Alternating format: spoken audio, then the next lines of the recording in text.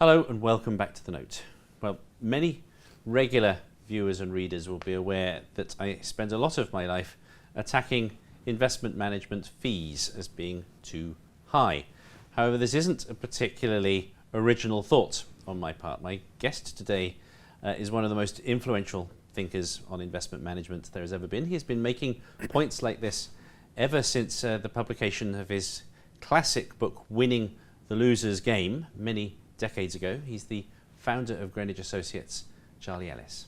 Charley, thank you very much for joining me today. Glad to be with you, John. Now, what I'm fascinated to ask you about, you have written this very interesting piece called Alice in Fee Wonderland, where you're making the point that investment management is an anomaly compared to almost any other industry in the world in that it's not driven by price. Well, it's relatively straightforward. If you want to get a really good investment manager, you ought to be prepared to pay for it. You wouldn't go searching for a brain surgeon on the basis of a low fee. Right. And in a similar way, when active investing was first getting started about 50 years ago, the banks were charging roughly 10 basis points of assets, 1/10 of 1%. And new, exciting, dynamic firms that were based on research were coming in with very bright, energetic people who'd actually gotten an MBA degree at business school and were taking investment management as a career. An amazing proposition. And they were energetic and they were very well informed, and they had the record to show that they could over and over and over again beat the market. So to pay them a small fraction of that better return that you're going to get seemed perfectly sensible. In fact, it became a general view that a relatively high fee was an indication of particularly high talent. So you'd really be smart to concentrate entirely on the higher fee charging So it's a luxury organizations. good. You perceive it to be better if people charge more for it. Well, we feel that way about wines, we feel that way about automobiles, we feel that way about women's clothes. It's part of the way we are.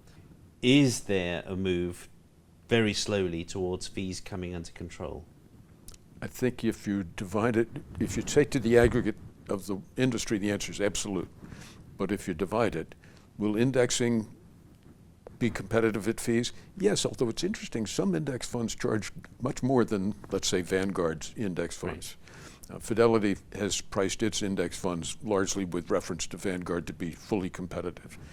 But there are some organizations that charge reasonably high, sometimes as much as full 1% instead of 1/10 or 1/20th of a percent. More or less guaranteeing that you're going to fail to match the index by a full percentage point. Yes, but they say, well, John, if you'd like to have an index fund, we've got an index fund. Would you like to have some of that? And the answer is yes. And well, nobody ever asks, well, what's the fee? It just doesn't come up. It's not comme il faut, whatever. And so that's one part of it. The second part is people who are paying for active investing really do want to get the benefit of what they hope will be coming true with active investing. A superior rate of return, better risk control, much more attentive to changes in the market, anticipate drops in the market, anticipate rises in the market. Some really talented people, and the people working on active investing are brilliant, hardworking, very well educated, terribly well informed, have unbelievable facilities at hand. The only problem is they're evenly matched by people who are also brilliant, all the same categories. So it's hard for them to find a way to beat the market's consensus by enough to be able to earn the fees after all those costs. So, but your argument famously has always been that active management, as you just described, is a loser's game or a zero-sum game or whatever you want to call it. Afraid so. Your ultimate prediction, though, it seems to me, is that it will continue thus, that there will be enough people who will believe that they are better than average or have spotted a better than average manager, that this anomaly will persist. People will pay for it. Roughly so, in the sense that people who believe in it will continue to believe in it.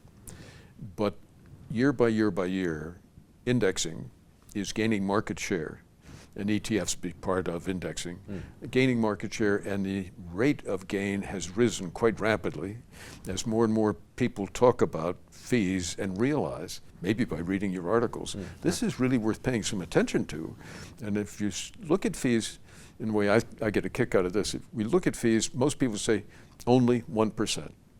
And you say, wait a minute, 1% of what? Well, 1% of the assets. Yes, but I've already got the assets. What am I getting from the investment manager if I've already got the assets? Well, Charlie, then you're getting the returns.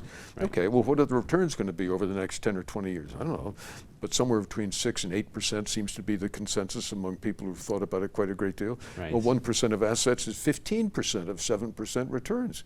That's starting to be, we'll drop the word only, and we start to say that's pretty real. Then if you say, wait a minute, remember Economics 101? We learned that everything is compared to something else, and the price of a product should only be understood in comparison to the price of another product that's comparable. So we look at wines. It's $25 for a bottle of wine. It's $50 for another bottle. The question is not, are you willing to pay $50, but is the bottle for $50 worth $25 more than the bottle at $25? Right. Well, if you've got an index fund that is at, let's say, 10 basis points, you could get an active management for paying 90 basis points more. Is it worth it? And that tends to be pretty grim stuff, because if you look at it in terms of hope springs eternal, you'd say, oh, sure, pay for what you want to get. But if you look at the data, the record, the truth of the matter is active managers on average underperform the benchmark they're aiming for. So by paying 90 basis points more, you reduce your income. And then, of course, if you're an individual, you get taxed more because there's more turnover and short-term gains, and they're taxed, compared to an index fund which has very little turnover. Okay, Charlie, thank you very much indeed.